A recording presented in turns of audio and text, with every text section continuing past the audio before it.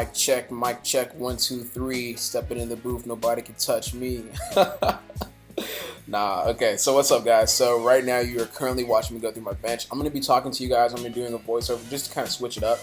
But yeah, listen to today's music. It's very smooth, isn't it? Like, it's kind of like that jazzy feel. You know what I'm saying? Like, listen to it real quick. It sounds dope, right? Like, it's really, really smooth. So for today's bench session, I had a 4x3 with 335 pounds. And, you know, I kind of want to talk about, because, I mean, I was able to complete the reps and it was pretty smooth and everything like that. So there's no real point of talking about the actual session because there isn't really much to talk about. I feel like I've really nailed down my form, my setup. Everything is pretty consistent. It's just about me, you know, making sure I'm able to do the weight, pausing the weight at the bottom of each rep and exploding back up. As you guys can see, this was my first set. It moved pretty well, and that's how it kept going throughout the rest of the workout. So I want to talk about my progression as a powerlifter.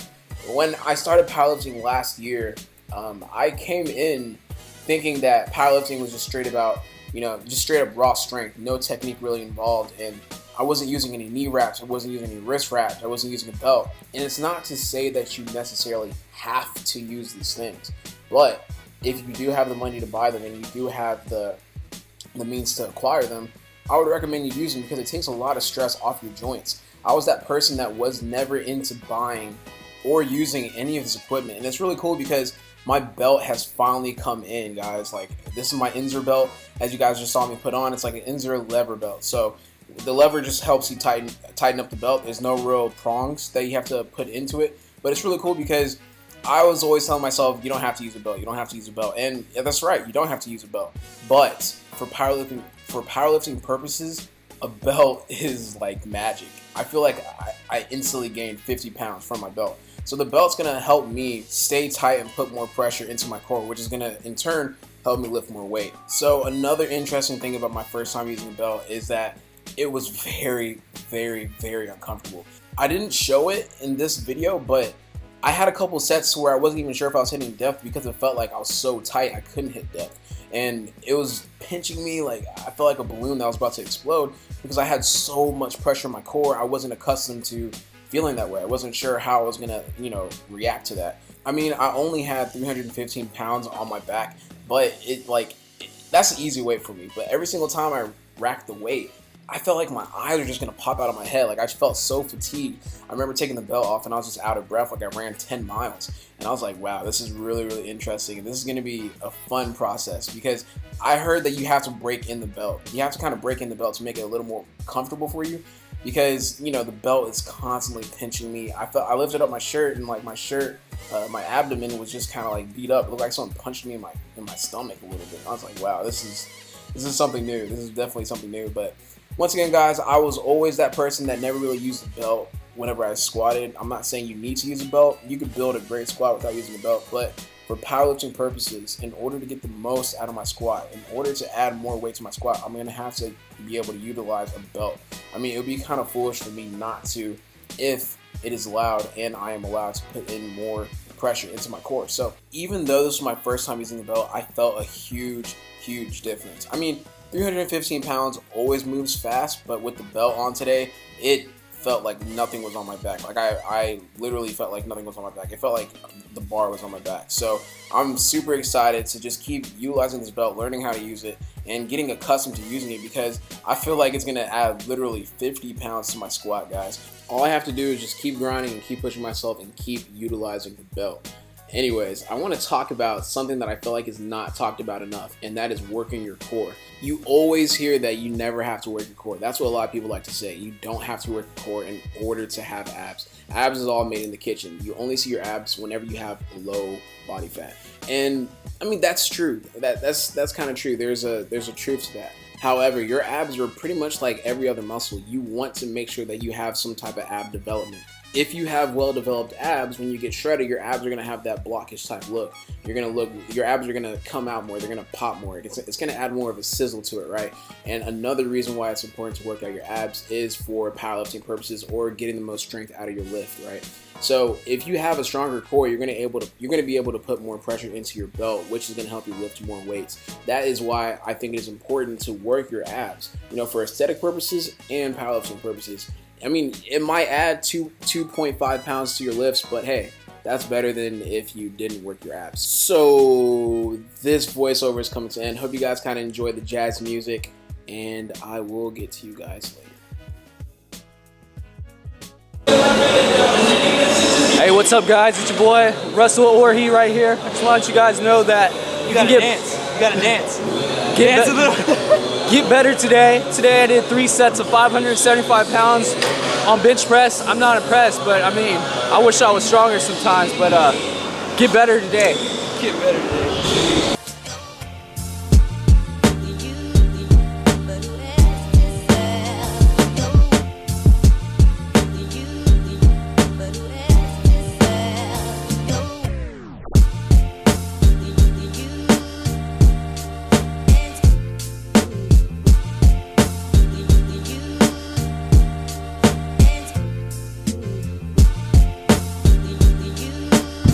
Okay, so right now we're heading on to the Galleria. I'm going shopping just because I need to get some more clothes. I feel like I've been keeping the same clothes in rotation. Like, you know when you find a fit that you really like, and you just stay with that fit forever? That's me right now. So I need to go to the Galleria, see what's up, see if I can find anything that fits, because when you're kind of my size, it's a little tough to find anything that's flattering on the body, right? So we're gonna try to find some, not some jeans, but maybe some joggers that fit comfortably and some nice clothes. So let's go on.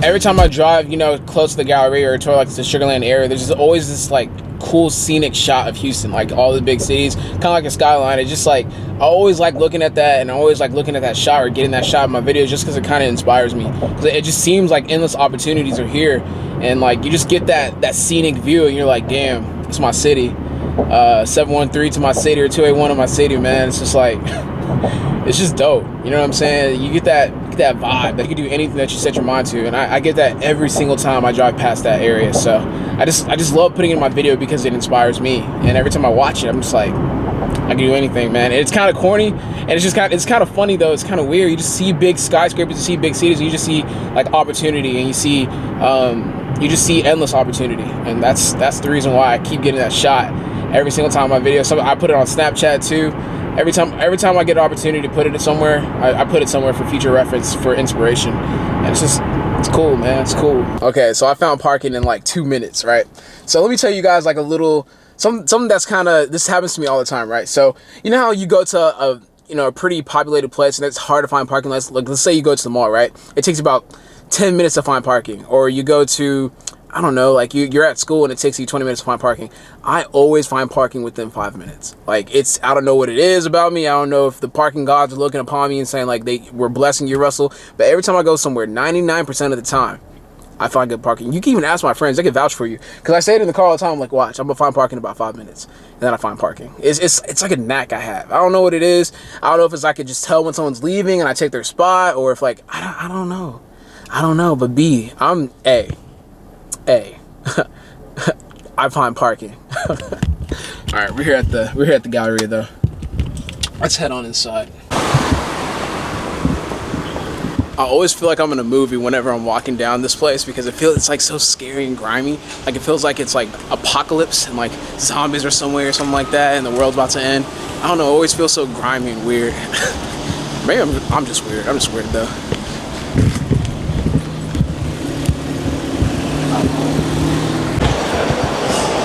Man, Halsey used to be the brand back in the day. Okay, so the first place we're going to is PacSun. PacSun's like my staple store. Like I go to PacSun every time. Okay, so now we're heading on to Urban Outfitters. If I don't find anything here, then I'm dipping. It's like my last chance to find anything that will fit, so let's see.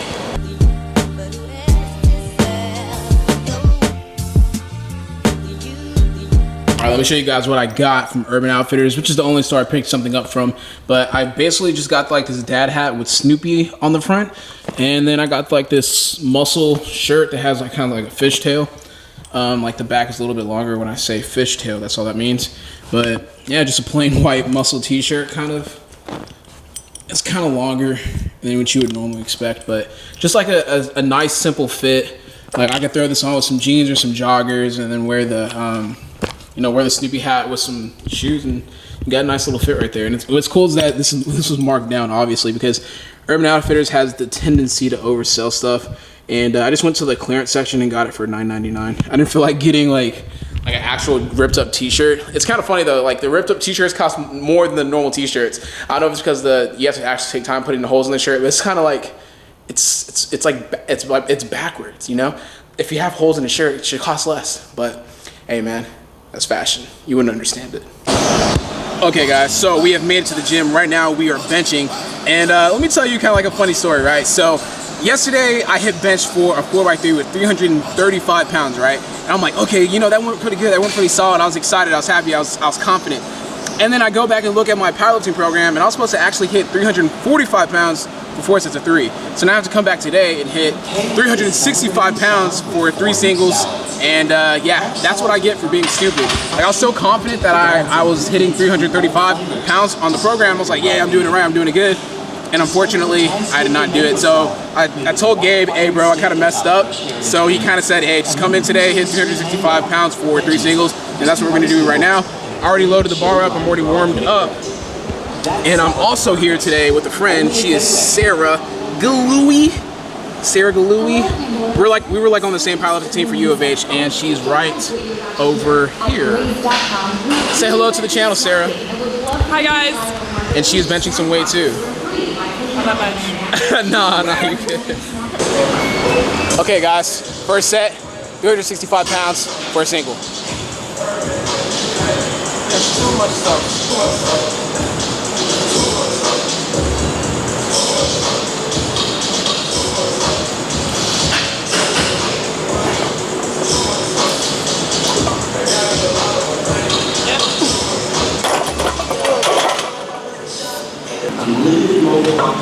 First set went well. Now it's time for the second set.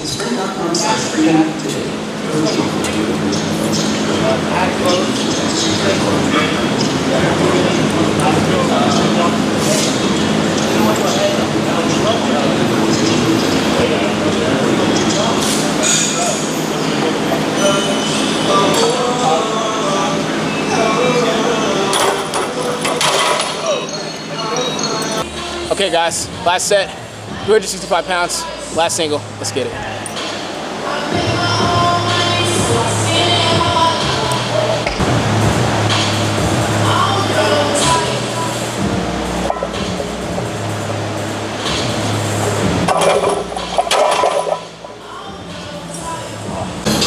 Okay guys, benching went surprisingly pretty well. 365 pounds for 3 singles went pretty smooth. So now we're moving on to shoulder workout. It's gonna be like, it's not gonna be quick, but it's gonna include a lot of supersets. So let's begin.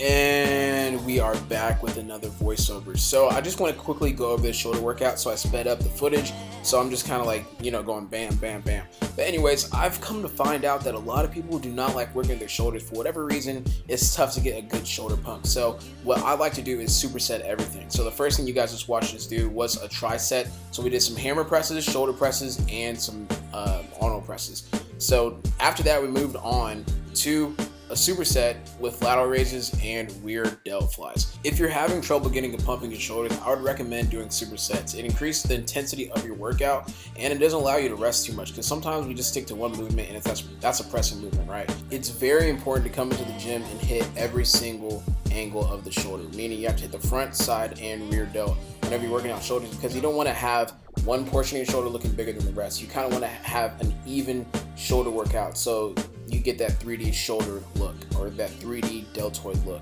Now, I have pretty strong shoulders, but that doesn't necessarily mean that my shoulders are going to be really, really big. I feel like my arms are big, my biceps and triceps are pretty I have a nice size to them, but my shoulders, in comparison to my arms, are kind of lagging. So, you know, I'm starting to take a different approach, meaning I'm starting to add more volume to my workouts, because you got to put blood inside the muscle. And for a long time, I've just been trying to, you know, strengthen my shoulders. Now I'm making that transition to adding more volume into my workouts. Shoulder pressing heavy weight is cool, don't get me wrong, but I need to start doing more volume in order to get my shoulders more aesthetic. So that's going to do it for the shoulder workout. Hope you guys enjoy the rest of this video. Yes, sir. Had a pretty good shoulder workout today, guys. So I'm just happy I was able to go inside the gym today and hit 365 for 3 singles, because I messed up yesterday. Shout out to the homie Sarah. We killed it. So now heading back to the apartment, really excited to give back. because Naruto. A new episode of Naruto's up, and as you guys know, I'm a huge Naruto fan. Naruto's dope. Naruto's amazing. If you don't like Naruto, you're tripping. So I want to talk about, can fiction be real, right? So basically fiction is imaginary characters. So Naruto, Harry from Harry Potter and stuff like that. And to be honest, I like the South Park's answer to that question with the whole Imaginary Land episode. And it's like, yeah, I feel like the effects of those characters are very real. I look up to characters like Harry Potter and Naruto, and it's like, it sounds kind of corny, but it's like, at the end of the day, these people have pushed me harder than actual real people in real life. And it's kind of crazy to think like that. Like, the impact that watching DBZ had on me, which is Dragon Ball Z, like the impact of watching Goku train was significant on myself. It caused me to start picking up weights and trying to push my body physically. Like the mindset that Naruto has to never give up on anything, like that got me through my ACL surgery. And those effects are real. Like it's fictional characters, but the effects that they have on people are very, very real. So I take it very seriously, man. Like whenever it comes to comic book characters and you know, anime characters, I take it very seriously because I look up to these people, even though they're not, you know, real. They have a real effect on me, and I just, yeah, it's kind of cool. If you look at it the right way, you could really have a lot of good role models, a lot of fake role models, because they can't let you down. They're designed to never let you down. People in real life, I mean, sometimes they go through mistakes and let you down, but you know, these characters cannot, and that's the way I like to look. That's why I like to look at things, and that's why I like Naruto so much. It's just like, it's just dope to watch. So we got dinner right here. Kind of like dinner. I still got another meal left. But we got chicken, veggies, and jasmine rice, glass of water, and then also finishing up the Brilliant Idiots podcast. All right, so right now I'm watching the U of H and Cincinnati game. It is Thursday night college football. So just gonna enjoy this and then call it a video, guys. So I am headed to Texas State tomorrow. I'm gonna be chilling in Texas State, San Marcos, and Austin. So yeah, gotta pack, watch this game, and just relax, man. So if you guys like this video, please like, comment, share, subscribe. Get better today. I'm out.